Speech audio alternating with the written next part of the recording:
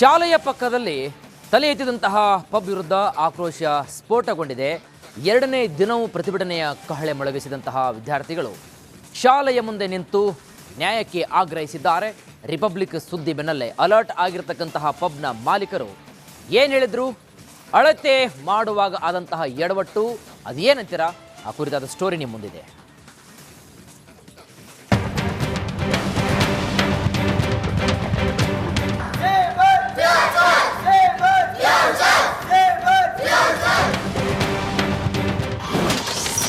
School ಪಕ್ಕ pub, ಎರಡನೇ ದಿನವೂ ಪ್ರತಿಭಟನೆ. ಒಡೆಯಿತು ಸಹನೆಯ ಕಟ್ಟೆ, ಆಕ್ರೋಶದ ಜ್ವಾಲೆ ಸ್ಫೋಟ.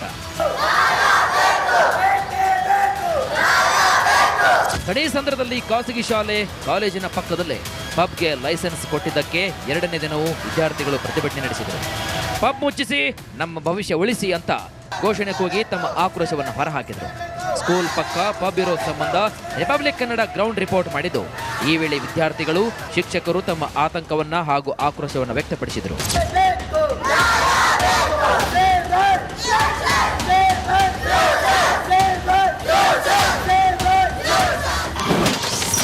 ಮೂರನೇ ಮಹಡಿಯಿಂದ ಅಳತೆ ಮಾಡಿ ಎಡವಟ್ಟು.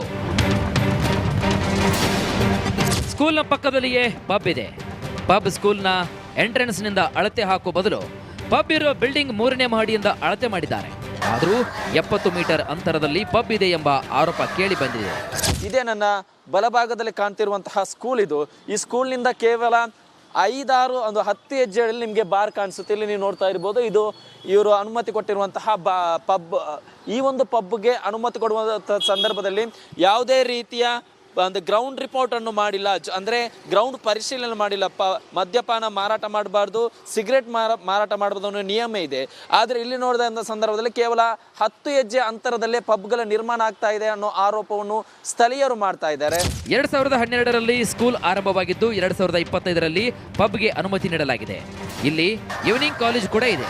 ಸ್ಕೂಲ್ ಪಕ್ಕ ಪಬ್ ಇರೋದ್ರಿಂದ ವಿದ್ಯಾರ್ಥಿಗಳ ಬೆಳವಣಿಗೆ ಮೇಲೆ ಹಾಗೂ ಭವಿಷ್ಯದ ಮೇಲೆ ಎಫೆಕ್ಟ್ ಆಗುತ್ತದೆ ಎಂದು ಶಿಕ್ಷಕರು ಆತಂಕವನ್ನು ವ್ಯಕ್ತಪಡಿಸಿದ್ದಾರೆ. ಈ ಅಬಕಾರಿ ಇಲಾಖೆ ಮತ್ತು ಸರ್ಕಾರಕ್ಕೆ ನಾಚಿಕೆ ಆಗಬೇಕು. ಒಂದು ಸ್ಕೂಲ್ ಇದೆ, ಕಾಲೇಜ್ ಇದೆ, ಮತ್ತು ಇಲ್ಲಿ ಮಸೀದಿ ಇದೆ, ಅದು ಪಕ್ಕದಲ್ಲೇ ಒಂದು ಸುರಕ್ಷಾ ಹಾಸ್ಪಿಟಲ್ ಅಂತ ಇದೆ. ಏನು ಇವರು ಆಟ ಆಡ್ತಾ ಇರೋದು, ಏನು ಸ್ವಲ್ಪನೂ ಬುದ್ಧಿ ಕಾಮನ್ ಸೆನ್ಸ್ ಏನಿಲ್ಲ ಇವ್ರಿಗೆ. ರೂಲ್ ಫೈನಲ್ಲಿ ಬರುತ್ತೆ. ಮೆಜರ್ಮೆಂಟು ಮಾಡಿದ್ವಿ, ನಾನೇ DYSP ಬಂದಿದ್ರು ಒಬ್ಬರು. ಮೆಜರ್ಮೆಂಟ್ ಮಾಡಿದ್ರೆ ಸುಮಾರು 70 ಮೀಟರ್ಸ್ ಬರ್ತಾಯಿದೆ ಅಷ್ಟೇ. ಅದು ರೂಲ್ ಫೈನಲ್ಲಿ ಆಗುತ್ತೆ ಇಮಿಡಿಯೇಟ್ ಆಗಿ ಏನಿರೋದು, ಮತ್ತು ಇಲ್ಲಿಗಲ್ ಆಗಿ ಕನ್ಸ್ಟ್ರಕ್ಷನ್ ಮಾಡಿರೋದು ಇದು.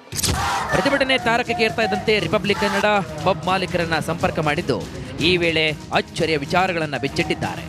ಅಬಕಾರಿ ಇಲಾಖೆ ಮೇಜರ್ಮೆಂಟ್ ಪ್ರಕಾರನೇ ನಡೆದುಕೊಂಡಿದ್ದೇವೆ, ನಾವು ಯಾರಿಗೂ ಕೂಡ ಲಂಚ ಕೊಟ್ಟಿಲ್ಲ, ಯಾರಿಗೂ ತೊಂದರೆ ಕೊಡುವ ಉದ್ದೇಶವೂ ನಮ್ಮದಲ್ಲ, ಕಾನೂನು ಪ್ರಕಾರ ನಡೆದುಕೊಳ್ಳಲು ಸಿದ್ಧರಿದ್ದೇವೆ ಎಂದಿದ್ದಾರೆ. ಹೋಟೆಲ್ ಹಾಗೂ ರೆಸ್ಟೋರೆಂಟ್ ಓಪನ್ ಮಾಡ್ತಾ ಇದ್ದೀವಿ. ನಾವಿಲ್ಲಿ ಮಾಡ್ತಾ ಇರೋ ಕಾರಣ ಇಲ್ಲಿ ನಾವು ರೆವಿನ್ಯೂ ಇವ್ರಿಗೆ ಅಬಕಾರಿ ಇಲಾಖೆಗೆ ನಾವು ಇಲ್ಲಿ ಮೆಜರ್ಮೆಂಟ್ ಏನು ಪ್ರಕಾರ ಇದೆ ಆ ಪ್ರಕಾರ ಒಂದು CH7 ಒಂದು ಪರ್ಮಿಷನ್ ಹಾಕಿದ್ವಿ. ಆ ಪ್ರಕಾರ ನಾವೇನು ನಮ್ಮ ಸುತ್ತಮುತ್ತ ಮೆಜರ್ಮೆಂಟ್ ತಗೊಂಡು ಅದು ಏನು ಬರುತ್ತೋ ಅದ್ರ ಪ್ರಕಾರ ನಾವು ಮೆಜರ್ಮೆಂಟ್ ಇದು ಮಾಡಿದ್ದೀವಿ. ಇಲ್ಲಿ ಯಾರಿಗೂ ನಾವು ಅಬಕಾರಿ ಇಲಾಖೆ ಆಗಿದ್ದೀವಿ, ಮತ್ತೊಬ್ಬರು ಲಂಚ ಏನು ಕೊಟ್ಟಿಲ್ಲ.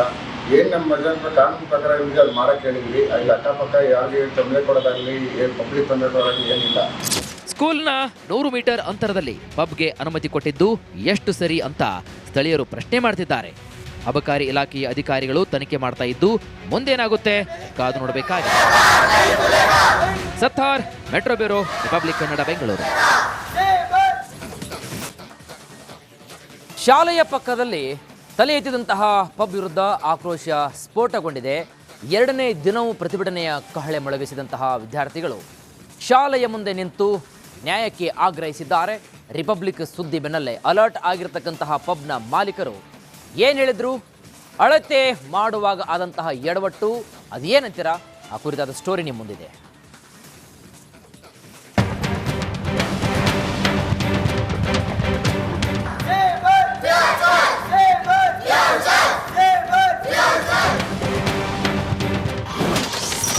ಸ್ಕೂಲ್ ಪಕ್ಕ ಪಬ್, ಎರಡನೇ ದಿನವೂ ಪ್ರತಿಭಟನೆ. ಒಡೆಯಿತು ಸಹನೆಯ ಕಟ್ಟೆ, ಆಕ್ರೋಶದ ಜ್ವಾಲೆ ಸ್ಫೋಟ. ಕಡೇಸಂದ್ರದಲ್ಲಿ ಖಾಸಗಿ ಶಾಲೆ ಕಾಲೇಜಿನ ಪಕ್ಕದಲ್ಲೇ ಪಬ್ಗೆ ಲೈಸೆನ್ಸ್ ಕೊಟ್ಟಿದ್ದಕ್ಕೆ ಎರಡನೇ ದಿನವೂ ವಿದ್ಯಾರ್ಥಿಗಳು ಪ್ರತಿಭಟನೆ ನಡೆಸಿದರು. ಪಬ್ ಮುಚ್ಚಿಸಿ, ನಮ್ಮ ಭವಿಷ್ಯ ಉಳಿಸಿ ಅಂತ ಘೋಷಣೆ ಕೂಗಿ ತಮ್ಮ ಆಕ್ರೋಶವನ್ನು ಹೊರಹಾಕಿದರು. ಸ್ಕೂಲ್ ಪಕ್ಕ ಪಬ್ ಇರೋ ಸಂಬಂಧ ರಿಪಬ್ಲಿಕ್ ಕನ್ನಡ ಗ್ರೌಂಡ್ ರಿಪೋರ್ಟ್ ಮಾಡಿದ್ದು, ಈ ವೇಳೆ ವಿದ್ಯಾರ್ಥಿಗಳು, ಶಿಕ್ಷಕರು ತಮ್ಮ ಆತಂಕವನ್ನ ಹಾಗೂ ಆಕ್ರೋಶವನ್ನು ವ್ಯಕ್ತಪಡಿಸಿದರು.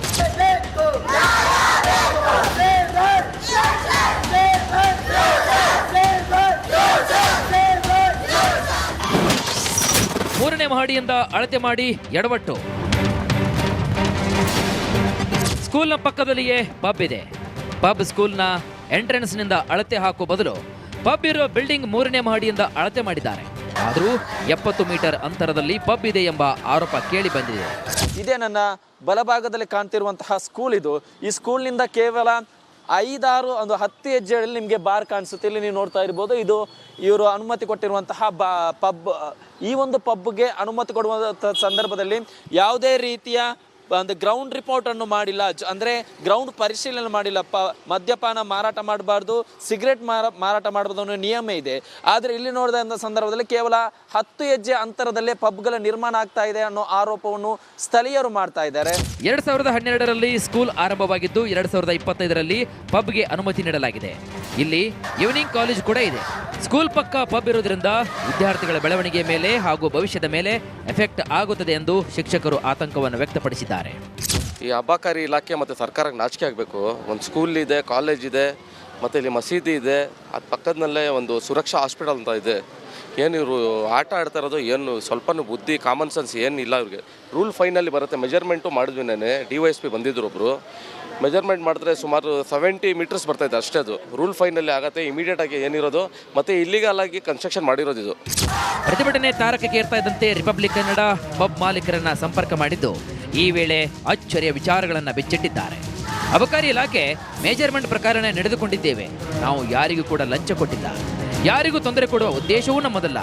ಕಾನೂನು ಪ್ರಕಾರ ನಡೆದುಕೊಳ್ಳಲು ಸಿದ್ಧರಿದ್ದೇವೆ ಎಂದಿದ್ದಾರೆ.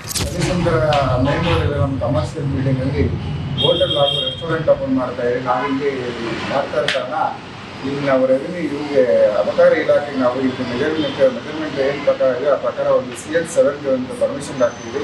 ಆ ಪ್ರಕಾರ ನಾವೇನು ನಮ್ಮ ಸುತ್ತಮುತ್ತ ಮೆಜರ್ಮೆಂಟ್ ತಗೊಂಡು ಅದು ಏನು ಬರುತ್ತೋ ಅದ್ರ ಪ್ರಕಾರ ನಾವು ಮೆಜರ್ಮೆಂಟ್ ಇದು ಮಾಡಿದ್ದೀವಿ. ಇಲ್ಲಿ ಯಾರಿಗೂ ನಾವು ಅಬಕಾರಿ ಇಲಾಖೆ ಆಗಿದ್ದೀವಿ, ಮತ್ತೊಬ್ಬರು ಲಂಚ ಏನು ಕೊಟ್ಟಿಲ್ಲ. ಏನು ನಮ್ಮ ಮೆಜರ್ಮೆಂಟ್ ಕಾನೂನು ಪ್ರಕಾರ ಇದೆ ಅದು ಮಾಡೋಕ್ಕೆ ಹೇಳಿದ್ವಿ. ಅಲ್ಲಿ ಅಕ್ಕಪಕ್ಕ ಯಾರಿಗೆ ತೊಂದರೆ ಕೊಡೋದಾಗಲಿ, ಪಬ್ಲಿಕ್ ತೊಂದರೆ ಕೊಡೋದಾಗಲಿ ಏನಿಲ್ಲ. ಸ್ಕೂಲ್ನ 100 ಮೀಟರ್ ಅಂತರದಲ್ಲಿ ಪಬ್ಗೆ ಅನುಮತಿ ಕೊಟ್ಟಿದ್ದು ಎಷ್ಟು ಸರಿ ಅಂತ ಸ್ಥಳೀಯರು ಪ್ರಶ್ನೆ ಮಾಡ್ತಿದ್ದಾರೆ. ಅಬಕಾರಿ ಇಲಾಖೆಯ ಅಧಿಕಾರಿಗಳು ತನಿಖೆ ಮಾಡ್ತಾ ಇದ್ದು ಮುಂದೇನಾಗುತ್ತೆ ಕಾದು ನೋಡಬೇಕಾಗಿದೆ. Sattar, metro bureau, republic Kannada, Bengaluru. ಶಾಲೆಯ ಪಕ್ಕದಲ್ಲಿ ತಲೆ ಎತ್ತಿದಂತಹ ಪಬ್ ವಿರುದ್ಧ ಆಕ್ರೋಶ ಸ್ಫೋಟಗೊಂಡಿದೆ. 2ನೇ ದಿನವೂ ಪ್ರತಿಭಟನೆಯ ಕಹಳೆ ಮೊಳಗಿಸಿದಂತಹ ವಿದ್ಯಾರ್ಥಿಗಳು ಶಾಲೆಯ ಮುಂದೆ ನಿಂತು ನ್ಯಾಯಕ್ಕೆ ಆಗ್ರಹಿಸಿದ್ದಾರೆ. ರಿಪಬ್ಲಿಕ್ ಸುದ್ದಿ ಬೆನ್ನಲ್ಲೇ ಅಲರ್ಟ್ ಆಗಿರತಕ್ಕಂತಹ ಪಬ್ನ ಮಾಲೀಕರು ಏನು ಹೇಳಿದ್ರು, ಅಳತೆ ಮಾಡುವಾಗ ಆದಂತಹ ಎಡವಟ್ಟು ಅದೇನಂತೀರಾ, ಆ ಕುರಿತಾದ ಸ್ಟೋರಿ ನಿಮ್ಮ ಮುಂದಿದೆ.